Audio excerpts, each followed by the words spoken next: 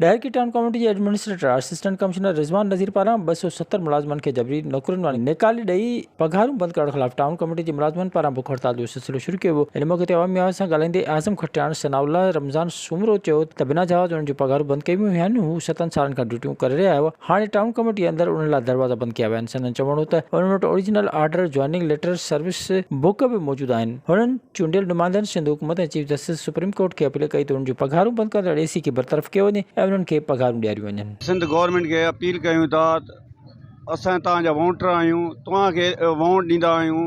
ख़ुदा असांजूं पघारूं जल्द कयूं। असां 2.5 महीननि खां पघारूं सियासी लेवल ते बंदि कयूं वयूं आहिनि। असांजा बच्चा बुखनि ते आहिनि, चुल्हो उजामियल आहिनि।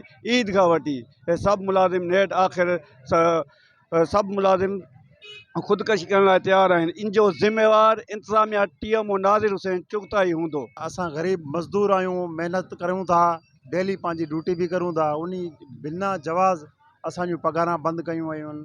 असां इहो आला ऑफिसरनि खे अर्ज़ु रखंदासीं त असांजा बच्चा बुख ते आहिनि, असांजी इहा आला ऑफिसर ॿुधनि त महिरबानी करे असांजूं पघारां जारी कयूं वञनि। अहिड़ो महांगाई जो दौर अची वियो आहे। हिकु त मथां कोरोना जो एतिरो असरु थी चुको आहे जो असां काॾे कमाइण जहिड़ा बि न रहिया आहियूं।